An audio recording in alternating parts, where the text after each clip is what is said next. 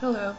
I just wanted to update the class again this week as to what we have going on this week and early next week.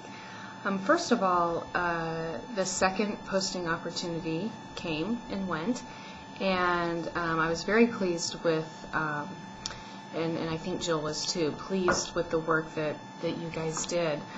There was a significant improvement from the first posting opportunity in terms of the average scores. 65 of you decided to do this posting opportunity, and the average score was 26.62, which is 88.7%, and the median score was a 27 out of 30, which is 90%. 85% of you earned an A or a B on the second post. So I think that's great, and that's progress, like I said, from the first posting opportunity. I think you guys are kind of, maybe if you did the first one and your grade was okay, and you kind of know our style, though, and what we're looking for, which is really all in the directions. I mean, really what you want to do is not rush this.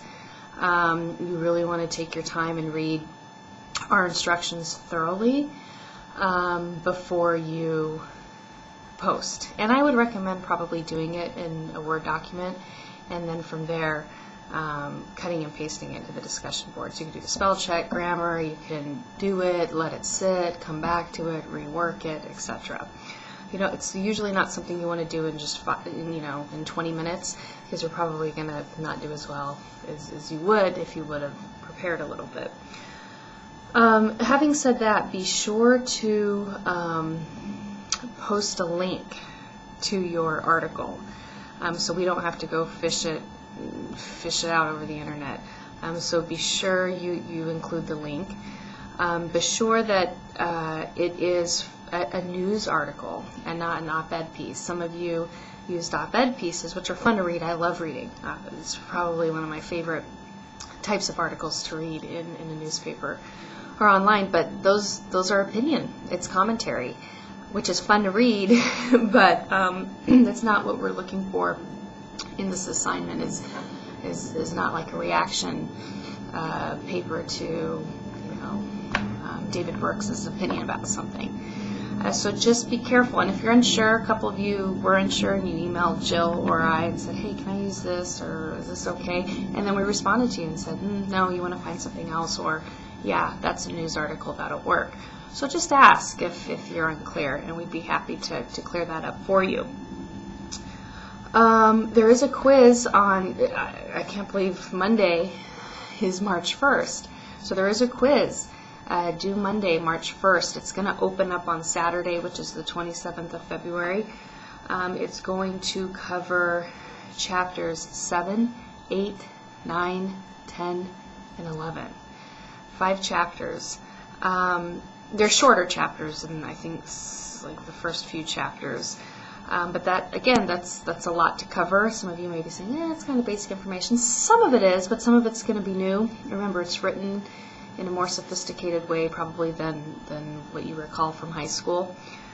So you really want to read those chapters, listen to my lectures, take notes, and then study. Okay, you want to still study the information on top of just reading the information once and saying, I read it all and I still got a D, I don't know why. Well, there's a difference between reading it and really kind of studying and kind of grappling with the concepts. There's only 11 questions on this quiz. Okay, so you have the same amount of time, 20 minutes for 11 questions. Remember, on the first quiz, I think you had 18 questions or something like that. So there's less questions, which could be good, but then they're going to be worth, a few more points. So just take that into consideration.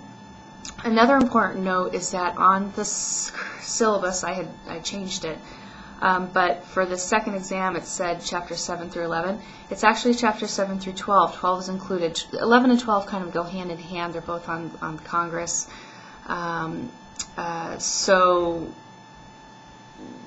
the exam will cover 7, 8, 9, 10, 11, and 12, whereas the quiz does not cover 12. Quiz is just like the current syllabus that you may be printed out said 7 through 11.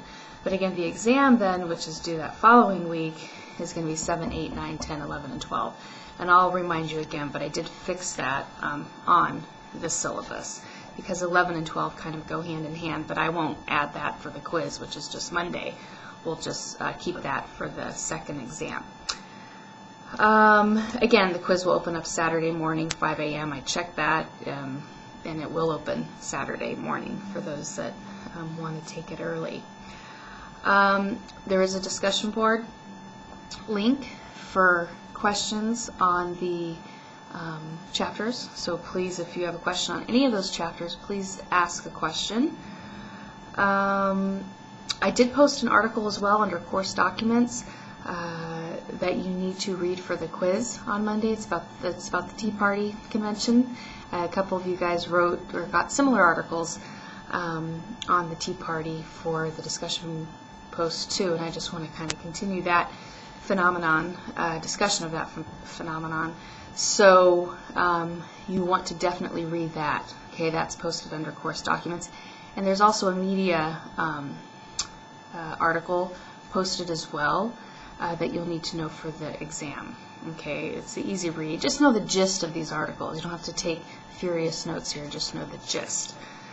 Finally, as you know, or maybe you forgot because you guys are busy and I'm not the center of your universe, but I'm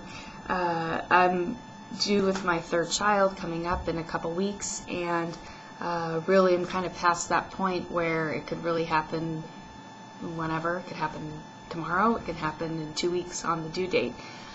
So again, when I do go on leave, Jill will be taking over as the instructor of the course. I have full confidence in her, as I'm sure you do as well, given your correspondence with her thus far. So I'll kind of, keep you informed, and if you see another video announcement from me, you'll know it hasn't happened yet. If you don't, then that means that I went to the hospital. But I'll try to keep you kind of informed about that as well. But we're excited because it's coming soon, and I'm ready. So take care, and email me if you have any questions. Thanks.